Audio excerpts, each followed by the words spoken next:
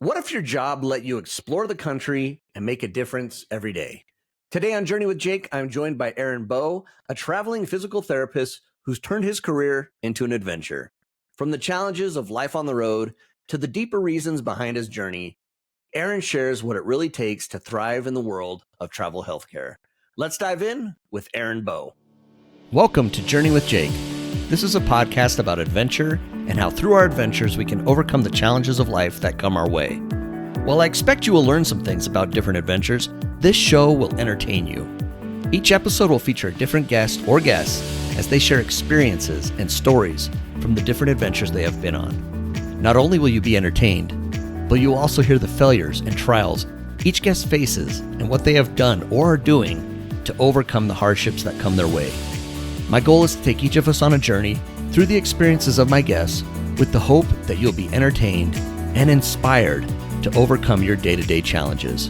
After all, it's not all about the destination as it is about the journey.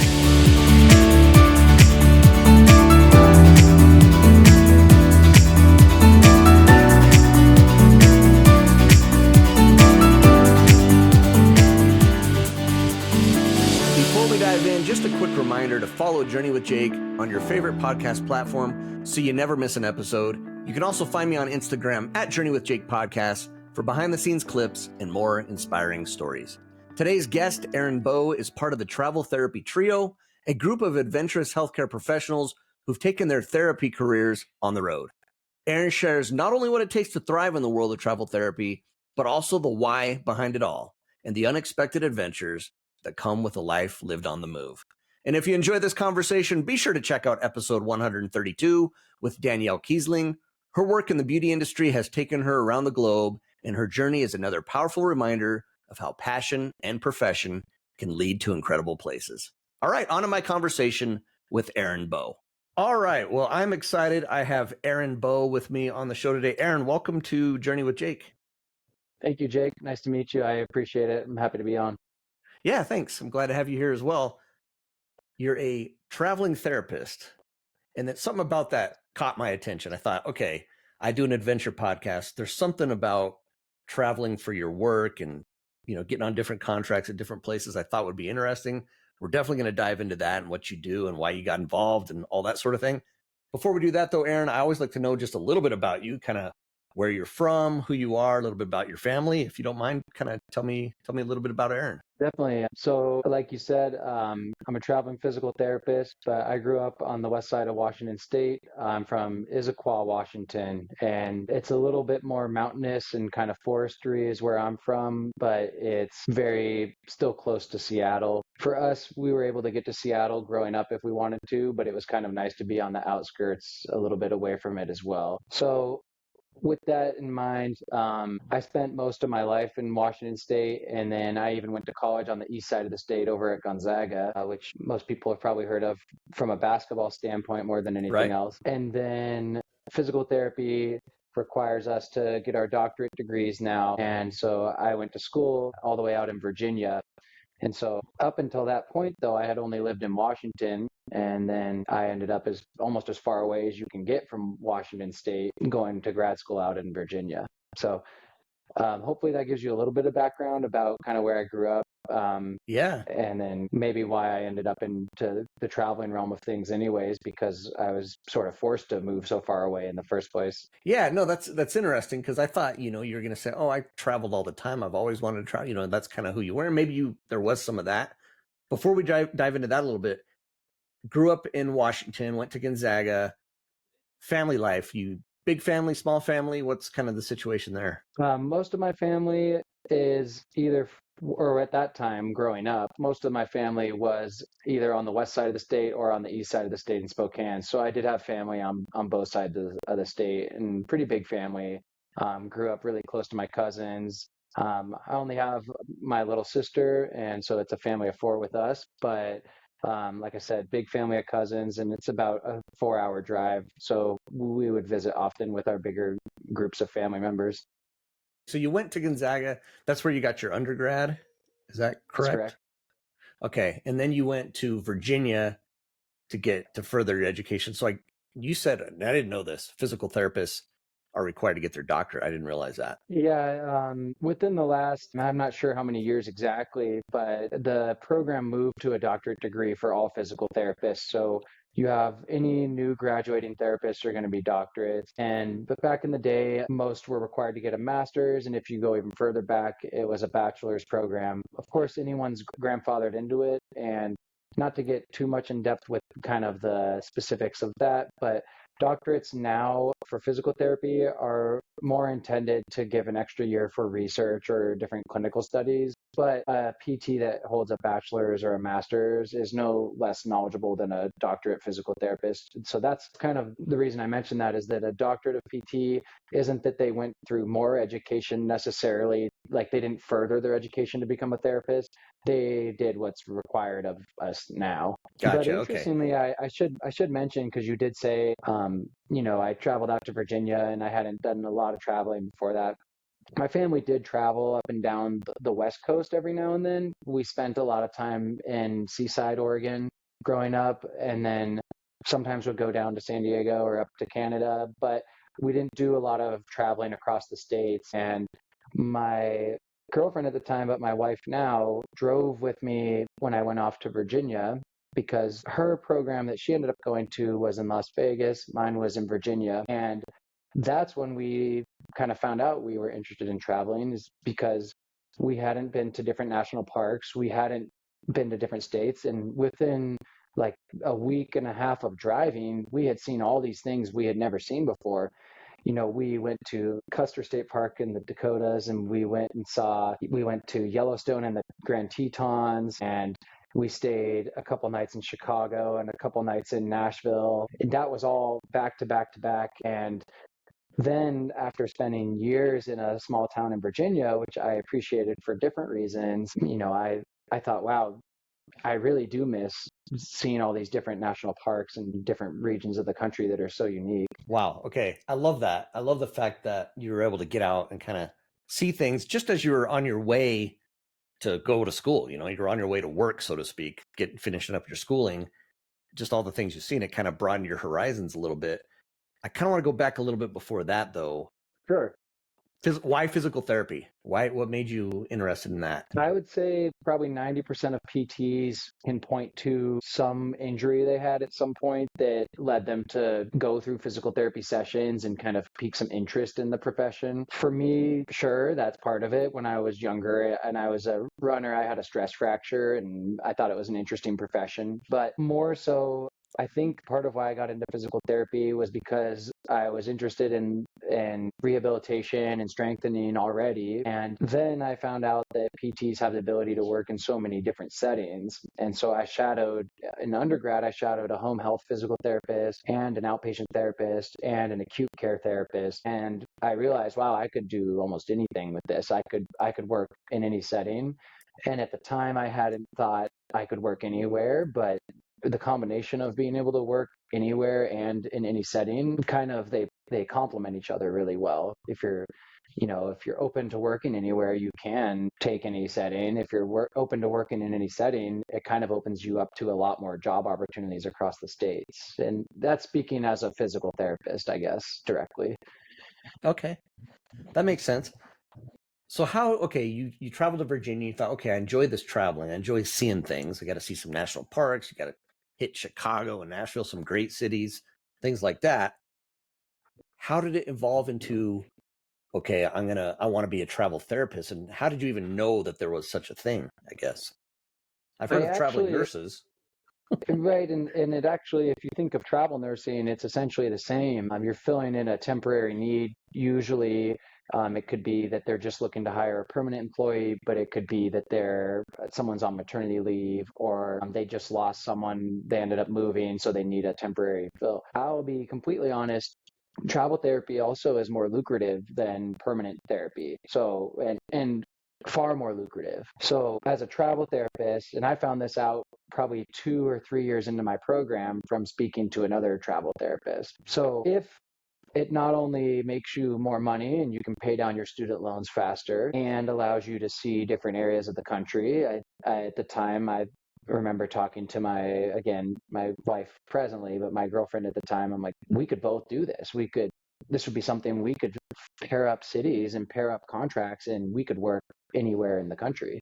So yeah, piqued my interest from a financial standpoint and from just kind of an adventure standpoint. And I have so many unique thoughts on it because I never thought I would do it for as long as I now plan to. We've been traveling for almost, I'd say about 4 years now, and each medical contract is usually around 3 months, and some other contracts can be a lot longer. School contracts, for example, are full school years usually. So with that in mind, 4 years Gotcha. Okay. to a travel therapist is a long time of traveling. I know of travelers who have traveled for 7, 8 years, and that usually caps it because at that point, a lot of people are thinking, if I'm going to start a family, it would be hard to move, because unlike traveling for fun, you're actually moving to each of these places and staying there for a prolonged period of time. I imagine Yeah, as exactly. someone It's not without, just recreation. right, and as someone without kids and without pets, I imagine it's more challenging with kids and pets, especially childcare or if they're in school and have friends. So I do think there's a hard stop to it with us eventually. But in the meantime, it's been incredible. It's awesome. So you keep mentioning us, which you're talking about your wife. So she's a therapist as well, not a physical therapist though. What's her background? Did you meet her at Gonzaga? Is that where you met her? That's correct. I met her our sophomore year at Gonzaga. She's an occupational therapist, and occupational therapists will, in medical settings, work a lot on fine motor skills. In the settings that she works in, fine motor skills and functional activities of daily living. But in the school setting, which is the setting that she works in, a lot of times she will work with children who have sensory issues or again, handwriting, fine motor stuff. You can imagine a lot of kids with autism or Down syndrome or other diagnoses that would impact their participation in the school setting. And since you brought that up, I should mention too that we travel with my sister-in-law as well, who's a traveling speech therapist, and she also works in the school settings only.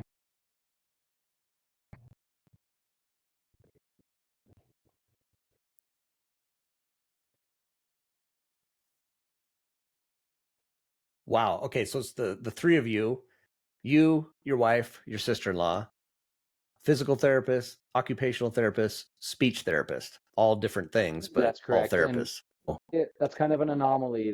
And it's actually more often, new grads in therapy are able to start traveling. That's part of why, as a team, we tend to mentor different new grad therapists and explain to them what situations would be appropriate for them to travel in. And, a lot of it is you have to feel that you're competent in your skill set. I will note that therapists, physical therapists, occupational therapists, speech therapists all have clinicals or a period of their education where they're handling caseloads under supervision, but a lot of times handling it under supervision mostly independently. So, with that in mind, if you graduate and you've done your clinicals and you know you can handle an 8 patient or 10 patient per day caseload, it's totally appropriate for you to start travel therapy. You should be sure to ask the right questions in an interview to make sure that they're going to at least onboard you a little bit. But my first contract was very challenging. I had 5 new evaluations on my first day. So, as a new grad and as a new travel therapist, I had a new documentation system and 5 evaluations on my first day. where was your first assignment? Where was the first place that you traveled to right out of college? I was at a clinic setting called Renew Physical Therapy. They're located in the Bay Area. They have, I think, 5 or 6 different clinics, at least at the time when I worked there. And I worked in Novato, California, which is a bit north of the Bay. And I also worked a couple of days a week in Mill Valley, which is very, like, right north of San Francisco on the other side of the Golden Gate Bridge. So I lived, I should say, in several different places. I was very new to the field, so I wasn't as good at the time about auditing different places I would live at. And as a new grad, I was more concerned about cost than anything else. And my wife, my girlfriend at the time, was still in school. So she wasn't traveling with me. I was by myself. And just kind of a couple interesting things that happened were The first place I was at was a shared room in a house, and the landlord decided not to pay for all the utilities, and we ran out of warm water. And she said I could just go get a gym membership and shower there. So I moved out, and this was only 4 weeks into my contract. And then the second room in a house I lived in, the family was actively trying to reconcile a divorce, and there was fighting and very awkward. And so I moved out again and ended up getting a studio in Novato that was beautiful and just had a great view of kind of the hillside. Um, it just was a learning experience, of course, because now my wife and I, you know, a lot of our contracts we've traveled with Lauren, my sister-in-law as well. We'll get a bigger place and I'll split the expenses.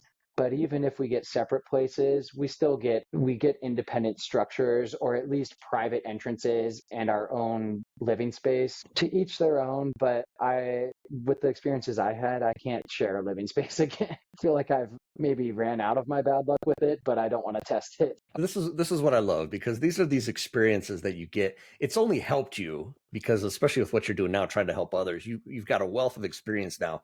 But let's go back to that day one. You've got 5 new evaluations. I'm not a physical therapist. I'm not a doctor, but as far as I understand it, that means it's 5 new patients that you got to try to figure out what's going on and how to work with them. Is that correct? Am I thinking that right? And it was challenging, but the company was very supportive. But you're correct. And there were other PTs that helped me figure out the documentation and the best approach. And being completely fair to that company, they let me know that they weren't looking to hire a new graduate. And I essentially had to convince them that I could handle the caseload. It wasn't as if they were open to it and they wanted to just give me a challenge. They were saying, you're the one that agreed you could do this, so come in and do it. You said you're ready to go. Part of the agreement was I had to be ready to roll on day one, and they weren't going to do any training. They were going to show me my desk and show me the system and then go. Wow. Okay, when you got there and that happened, where you're like, okay, here it is, you're going to be going, you knew that going into it. Did you have any kind of fears or hesitation after day one? Were you calling up your what? And her name's Gracie, right? Your wife? Were you calling her up being like, what am I doing? Like, oh yeah. What was that like day one? Yeah, it was terrifying.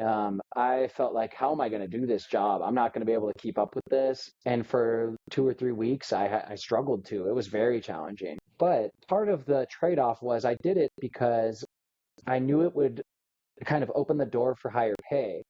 I knew I wasn't going to compromise the pay as a new grad. Then there was room for negotiation in all future contracts. I could never say, yeah, I still need a ramp up period. I can say, look, I've already have done a full case. I started on day one. I was ready to go. So yes, it was kind of difficult to get my bearings at first, but it paid off in the long run for sure. So essentially, even though it was very challenging at first, the payoff was that I had the ramp up very quickly, and I didn't feel like I needed to try and bargain in the future for more training. I felt like, okay, if I can handle this on day one, I don't need to sacrifice the pay in order to try and convince them that I can handle the job.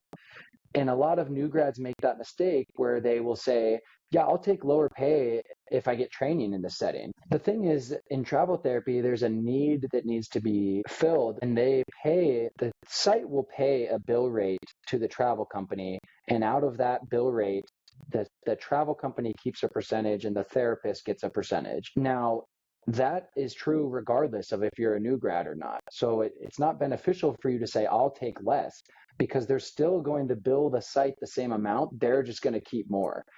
And so the only reason I would ever tell a therapist to take a little bit less is if they're really unsure in the setting, they really do need the training, and the facility's offering substantial training. I'm not going to take less pay and you still start me on day one the same. Sure. Maybe for me in the future, I could see myself taking less pay if it was a very niche or unique setting, like a pediatric hospital or something where, yeah, I really don't feel that comfortable here. I would be happy to take a little less initially, but only during like a ramp up period where they're having to provide resources to train me. Okay, so you take this first contract, the Bay Area, a little bit outside of the Bay Area. How long was that first contract for? for you? Usually medical contracts are set up at 3 months, but I will say a lot of times the company can extend you. Let's say have a they have a plan to hire someone, but they haven't yet. They can say, I would like to extend you. Are you willing to stay for a few more months? And with the pay I had secured, and of course by 3 months, I'm actually like really starting to feel okay there.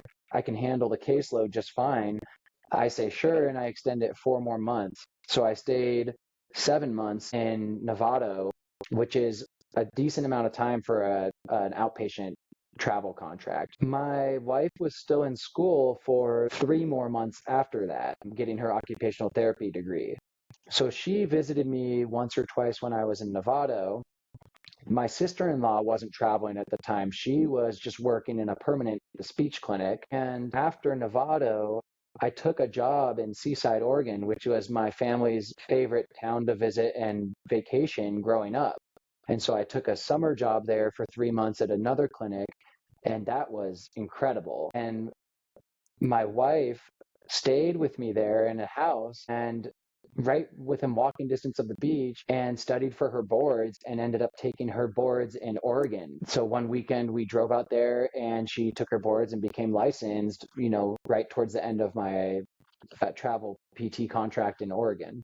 So it's a very unique situation where, she's looking to get licensed soon. I'm doing a temporary contract there, but we're both living it up anytime we can and the beauty there was I was working 4 10s. And so I would work 4 10-hour days and then get to explore. And the greatest, I think, lesson was that you don't experience a place the same when you visit it, even growing up, as you do when you live there for even several months. And especially if you can live there for up to a year, we joke about the things we recommend by the end of a year is always way different than what we recommend at the beginning. We'll get visitors after 2 months and we're like, yeah, check out this coffee stand, or like, you should really go to this restaurant. And then 8 months later, we're like, oh my God, that wasn't even that good. That's just what we thought. And we had no idea. And I think about this anywhere we travel to, we're looking up recommendations, and a lot of the recommendations are from tourists. And so do tourists necessarily know what the best place to go is, or do they know what they've heard from other tourists? And of course, that could be the same for us too. But I'm sure a lot of what we recommend are things we've seen, and then we're like, oh yeah, we'll try that out. But like I said, when we're somewhere for 10 months to a year, it's really a different feel for knowing the area. We're not locals, but we definitely don't feel like tourists at that point. No, I would definitely say you're kind of in that middle ground of being permanent and being just a visitor for sure, because that's a lot, it's a good amount of time to live there and kind of get acquainted with somewhere. That's kind of what my next question was going to be, because I did kind of want to ask about when you're looking at your next assignment or your next contract, is it more about the destination or the work itself, or a combination of both? So it's more of a combination. Grace and Lauren, travel OT and travel SLP, only work in schools, right? So it narrows down their options. And there may be 60 school OT jobs that are travel across the country versus myself, who works in any setting, especially if it's a new setting and I can get some guidance in it, I'll work in any setting. But I've actively already worked in either 4 or 5 settings. So with that in mind, they get the jobs first, and then I look for jobs in the area after. And we have been very particular about location more than anything else lately. So that's what we've done from the start is we've picked our top places we really want to live in, or places we really want to check out. Sometimes places we wouldn't want to live in that we just really want to explore and we know we'll never live there. That's the type of location we might look into also. So good background is, so I spent time north of the Bay Area.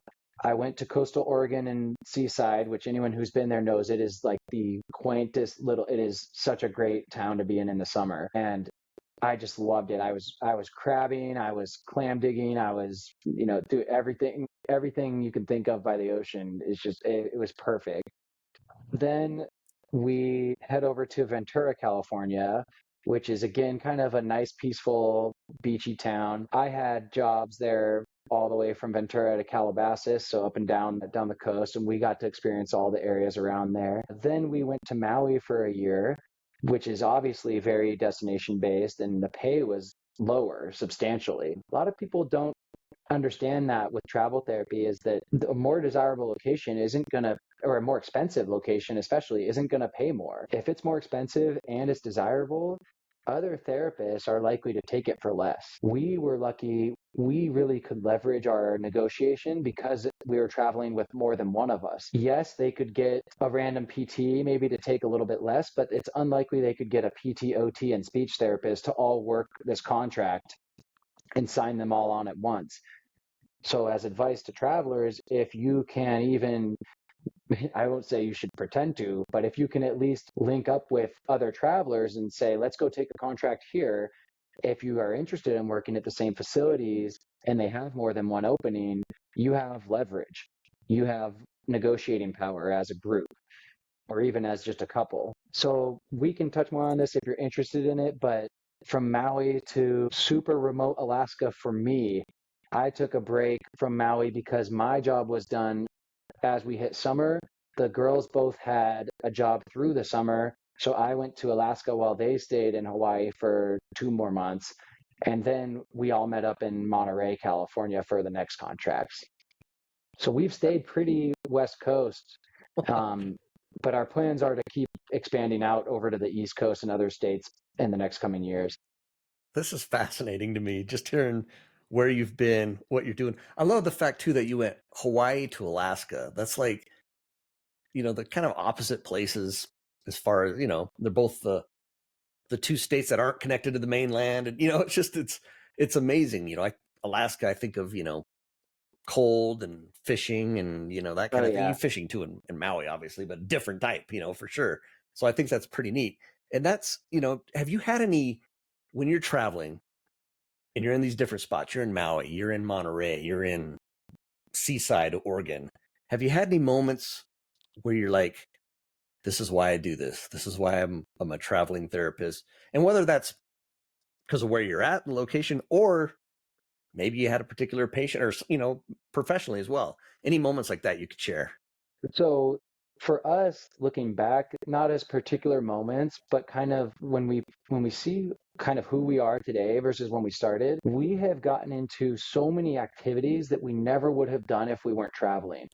I think of Maui as a great example. When I tried to pick up surfing, I kind of got into it, but then I got into spearfishing and I got into kayak fishing.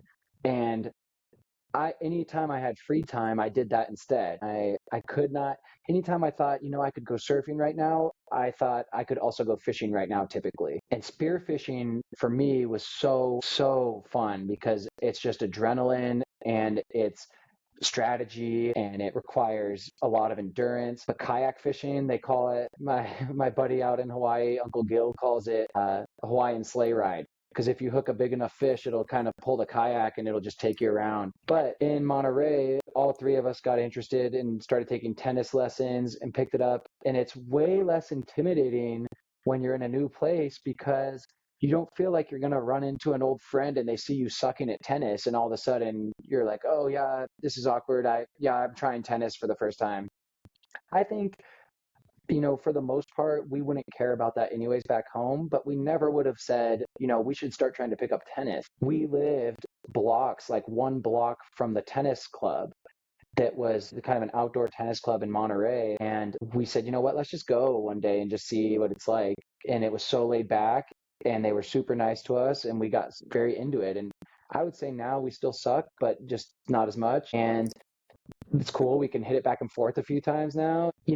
3 years ago, if I said to myself, you're going to be into spearfishing and kayak fishing and tennis and, even in Monterey, we saw people paragliding and I'm like, that kind of looks interesting. It's just stuff that, you get kind of stuck with what you're used to wherever you live. And tourism type activities you're probably not going to do because that's for tourists. Like even back in Seattle, I rarely went into Seattle. I don't need to see the Space Needle. I don't really want to go on the Ferris wheel. Like I grew up seeing that stuff, or Pike Place Market. But when my wife would visit, we would go and it was fun. And so I guess one piece of advice I would have is it is kind of nice to, be a tourist every now and then and just soak it in because tourists do have more fun. I mean, the one thing about them is even if they can be irritating, they're having fun doing it for sure. Such a good point you bring up because I thought of that, and you think you get settled into this place and you just kind of get into your routine and you're just kind of settled. Now, obviously, you have a certain routine because you're working. You're getting paid to do what you're doing. Did you find the balance hard, or was it easy to kind of say, okay, I can go explore because it's new? Did you ever have any conflict there between, actually getting your job done and getting out exploring and being adventurous? I think it's important to be able to set aside time to enjoy the area. And if, some of my contracts are certainly harder than others. There's some that I come home and I feel so clear-headed and I'm just ready to I could go on a run or something. And then other contracts I come home and I don't feel like I could even watch TV without over like analyzing, So depending on how stressful the job determines I think how much I do during the weekdays, but we pretty much always enjoy trying new things and checking out the local areas on the weekends. I guess when it's a temporary contract and you will be moving on from it, because for us that's always the case. I will say legally you can't travel in one region for more than a year, not more than a year in a rolling 24 months. So you can travel in one region for 12 months out of 2 years. Then you could come back after you let another 12 months go by. But for that reason, and I'll let you clarify. I saw your look on your face. Looks like that might Yeah, be confusing. I got this look like, yeah, is it like like what's the reason behind this? So What's most the of legality of it, if you don't mind? Yeah, as a travel therapist, most of our income is untaxed. I would say think of it as 60 to 70% is untaxed usually. Most of our income is housing stipends and meal stipends, which is part of why it's such a great way to build up wealth or to pay down student debts. So, which is why we encourage new grads to get into it because there's so many advantages. Let's say the first one being that most of your income's untaxed. The second one being that because most of your income is untaxed, you're in a lower gross income tax bracket. And so if you're a student loan borrower, which if you're a new grad therapist, you are likely a student loan borrower, then you can be in more of an income-based program that's more beneficial for you to pay down the debt too. Because let's say you're making 120,000 a year as a travel therapist, but that includes all your stipends and your gross income is $30,000. That's a huge asset as new grads, or even, I mean, to be honest, to be totally honest about it, a lot of therapists carry debt way further into their careers because it is expensive. Becoming a therapist is not affordable, and permanent positions don't pay enough to typically pay it down quickly. Kind of circling back to the legality of it is you are required to be away from your tax home. So my tax home is Washington State, Seattle area. My wife and my sister-in-law's tax home is Las Vegas. And we can't travel. I can't take a travel position in Seattle. They can't take a travel position in Las Vegas because, of course, that wouldn't be a travel position. That would just be a local position. And the reason is your housing stipends are because you're having to pay expenses back home and pay expenses in wherever you're traveling to. Gotcha. That could just be utility expenses or mortgage expenses or rent. Doesn't matter. I should say with an asterisk. It matters, but you need to have expenses back home and to where you're traveling to. So let's say Gotcha. you decide I really like Hawaii and I actually want to just stay in Maui for 2 years. You could say, I'm going to take the second year of this contract locally and it'll be fully taxed. Or what some people do is they hope they don't get audited. So with that in mind, that's why we're pretty stringent about when we've been somewhere a year, we move on because the IRS sees that if you've been somewhere more than a year, you're not really traveling anymore, which is true. If you've lived somewhere for Yeah, more than 12 months, you probably have you're moved pretty there. much a resident at that point. Yeah, you're pretty much considered okay. So That good makes sense. question. Thank you. Because I'm like, And what? That's a Yeah. tricky one. That's not something a lot of people know, and a lot of people get into travel therapy not knowing that, which can be dangerous. And good companies and good recruiters make that known. Bad companies and bad recruiters might either not tell or might not know. Because if you get audited and you weren't following those rules, it's not like the company has to pay any back taxes or interest on it. It's just you. I'm guessing there's got to be some cases where a therapist will get on the road and they may get somewhere that they really like. The company that they work for may really like them. They may end up hiring them on a permanent basis and then they become a resident. I'm guessing that's got to happen every now and again. Definitely. And I think it's an interesting scenario because regardless of what the need is, I should say not regardless, but most travel therapy needs they're looking for a permanent therapist regardless. So yeah, most places we go, they do offer us a permanent position, and we're not anytime soon planning to accept any. But I have heard of travelers that do sign on as a local, as a permanent employee. It's all about there's pros and cons. Travelers, I guess the easiest way to put this is travelers make more money. Most of it's not taxed. You don't usually get benefits. You typically don't get sick time unless the state mandates it, like California does. Like I said, you don't get PTO. You don't get you could get insurance through a company, but a lot of times the insurance will only be good with that company while you're on contract with them. So if you have to take a week off and then you go to a different company for your next job, you lose insurance between those contracts. So as a permanent employee, you can think of it more as benefits, 401k matching potentially, paid time off, paid sick time, less pay. From our perspective, if you're a newer grad and you rack up 150,000 in loans just by going to grad school, it's probably more important that you net more income quickly and pay that down than it is that you have, better benefits. But to each their own. I mean, everyone has a different opinion on that. And some contracts I've been at, the permanent employees actually make almost the same if you account for all benefits, if you account for 401k matching and sick time and stuff and paid time off. This is just really interesting to me. Okay, I love how you talked about the fact that playing tennis in Monterey, you're spearfishing in Maui, all the things you're saying that you've done, adventure. That's what comes to my mind, adventure.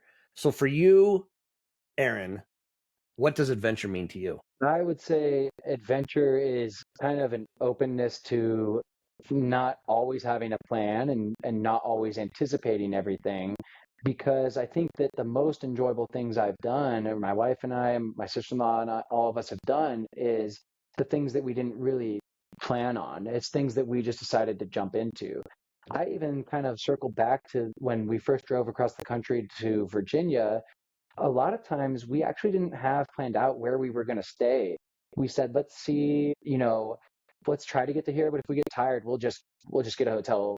We'll get a cheap motel here. And gosh, we were probably paying like $60 a night at these terrible places. But it was kind of cool to just like not have to worry about, whatever we decided to do. We were driving, I mentioned Custer State Park because we didn't plan on going there.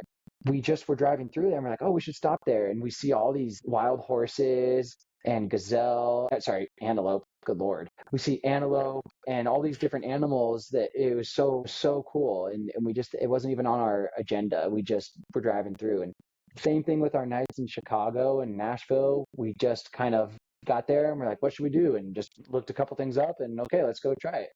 Uh, and I would say that kind of living our contracts that way, when I went to Maui, I hadn't planned on getting into kayak fishing or spearfishing. The biggest advice, and it's difficult as tourists, but the biggest advice, and it's doable, is if you can really show locals that you're interested, especially in locations like Hawaii and Alaska, that you're interested in their culture genuinely. And so for a good example is in Hawaii, that might not be attending a luau. Like that might actually be volunteering to help with some work on the island or just chatting when you see locals, chatting with them about what do you recommend? What do you recommend for this or this? They are so friendly when you show interest, when you show genuine interest. And some of the coolest, if I can kind of ramble on, I had an experience Keep going. I love it. In Alaska that was so unique. because I really wanted to go salmon fishing and do well. I really wanted to catch salmon out there because there was a river that I could bike to that was only 3 miles or so each way. I thought I'll bike 3 miles out, I'll catch salmon, I'll bike back with it. And the first like 10 days, I caught nothing, nothing, nothing, nothing. And I finally talked to one of my neighbors and one of my coworkers who both fish and are both local natives there. And they said, you should try this. You should try this lure. Do orange. Don't do pink. Try orange. And when I went to buy the orange lure at the local store there, and this is in Nome, Alaska, just so you know, this is so remote and so small. The guy asked me who told me to buy that. He said, right, who told you to get that? And I said, oh, my coworker. And he's like, oh, great. Well, have fun. First cast, salmon. Bam. Immediately. And I never would have known. And I caught 5 that day. I catch them 5 a day, and I'm giving some to locals, giving some to my neighbors because I don't need all that much. They keep a lot throughout the winter to sustain them over the winter. Then I find out you can keep 10. I had no idea. So then I'm catching 10 a day, and I'm, all of them are, when they're running, and everyone's just.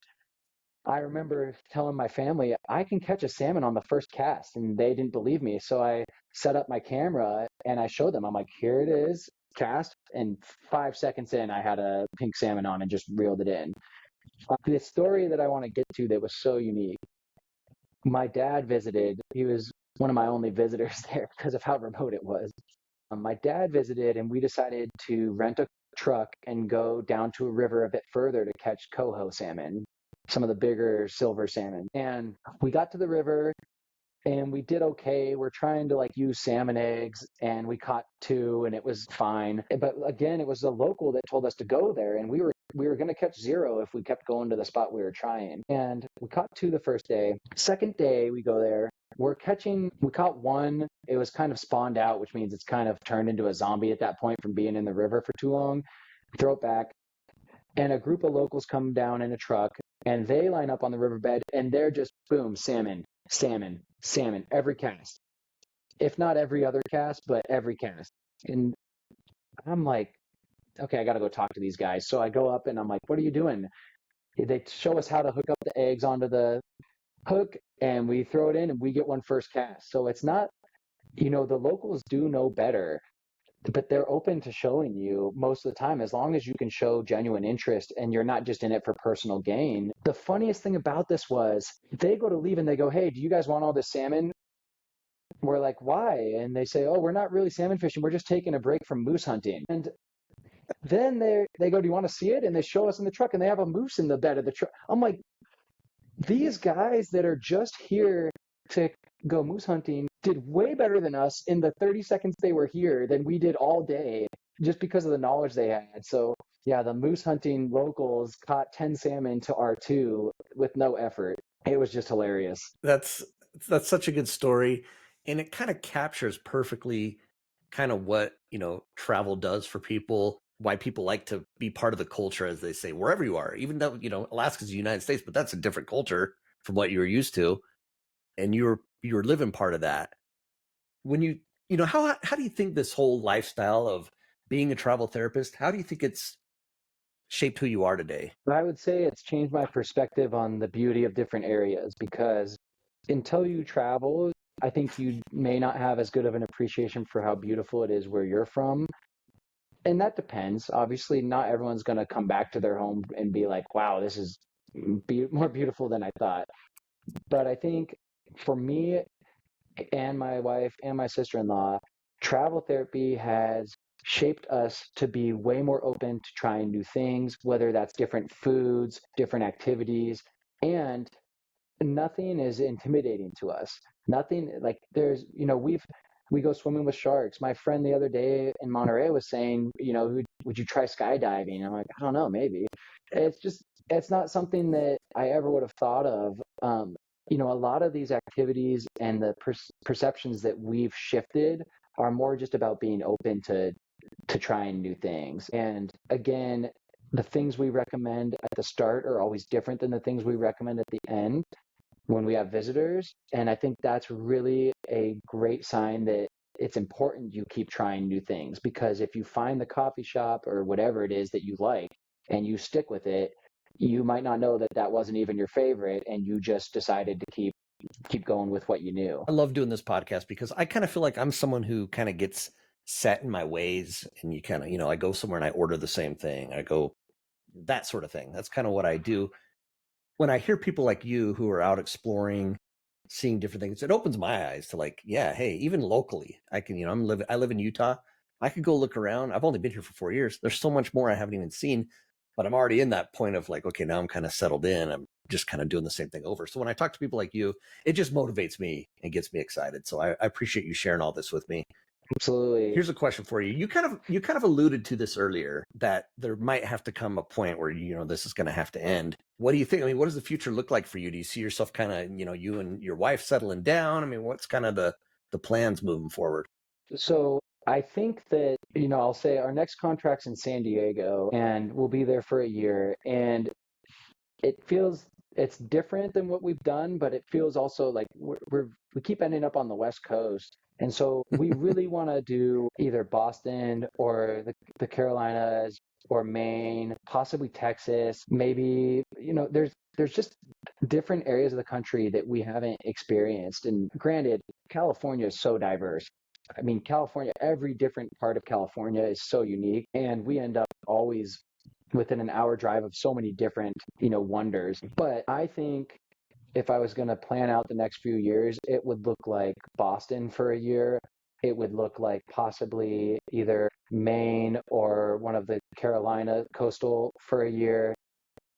As weird or different as it sounds, maybe Florida or Texas, just to like see different areas. And again, I said part of traveling is maybe living places that we wouldn't live in, because one, it's just so far from our families, but two, it's just so different, climate wise than what we prefer.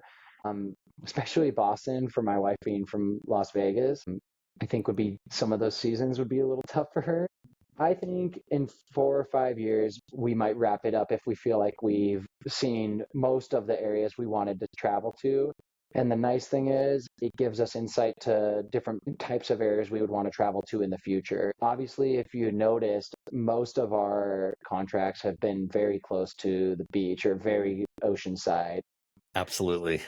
There's something about it that's just different, that's just so peaceful.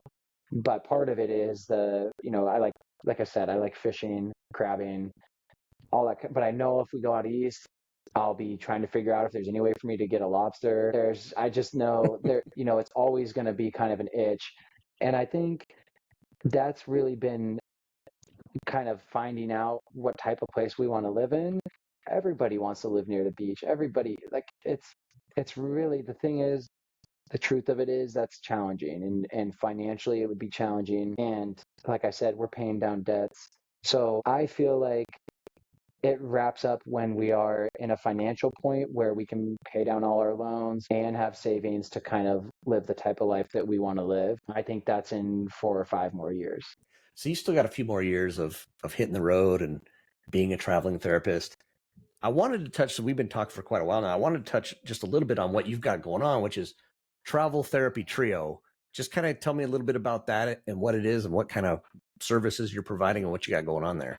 Sure. So that's, like we've talked about, myself, my wife, and my sister-in-law. And it kind of began as we found out early on that most of the people that you can talk to in the realm of travel therapy are looking for personal gain, whether it's recruiters or contacts at certain companies.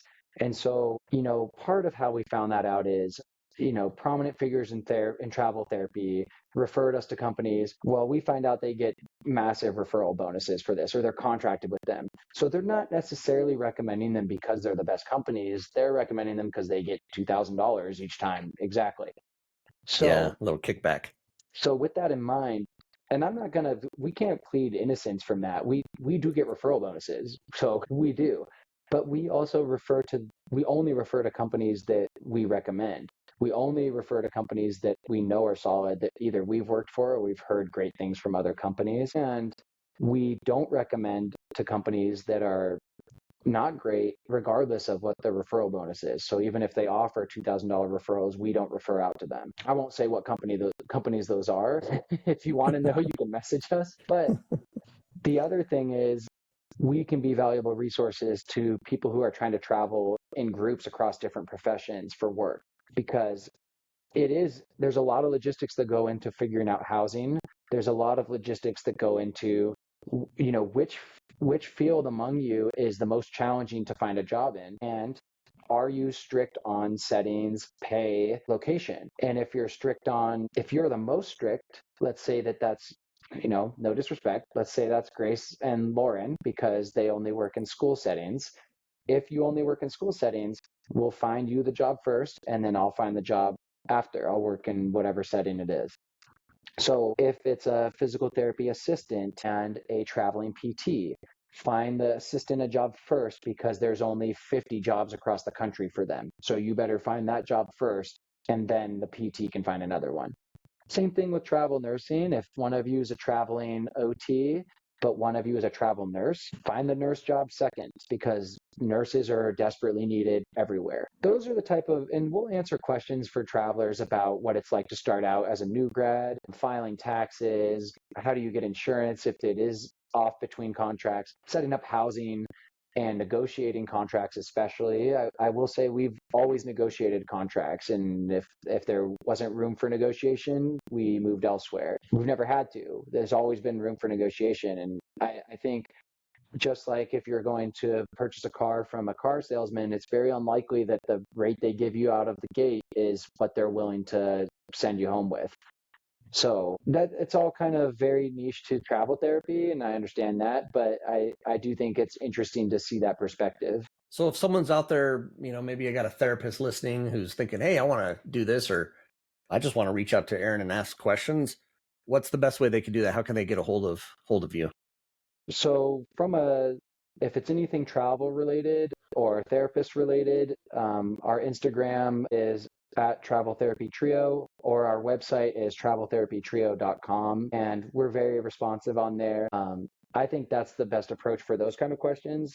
I should mention a lot of what I talked about is very relevant to remote workers, which is very common these days. And I think even though it's kind of a different rate, like most of your income isn't going to be untaxed, so it might be more of a financial hardship. I do think if you're a remote worker, but you are a remote worker in a state that's high paying, like California or Washington, you can travel to more affordable areas and you actually could profit more if you worked remote from somewhere else and get to experience a different location. So it's just an interesting thought is, we've done contracts that are as short as 3 months and it was still amazing. We still liked it. Best advice I could give is if you do travel and work remote, or you're traveling in any profession, most medical professions can travel. If you can lock down at least 4 to 5 month contracts, that's really ideal. It sometimes feels way too short to be starting, and then 3 weeks later, you're kind of looking for where your next contract might be. Just to kind of wrap us up here, this has been, again, thank you so much, Aaron, for taking the time. This has been fascinating to me. And I love the fact that you've gotten adventurous and it's really kind of opened who you are. And I could see you lighten up when you were talking about your adventures and spearfishing. Your eyes were lighting up, and that was fun to see. We got a graduate, someone who's about to graduate with their doctorate, physical therapy. What kind of, and they're debating like, oh, should I travel? Should I not? What are you telling them? What kind of advice are you going to give them if they should travel or not? So the best advice I can give for a new grad is that if you are feeling confident enough in your skills that with a little bit of help, you can manage working full time, which to be fair, you should. Like I said, after you've done those clinicals, you should at least feel pretty good in one or two settings.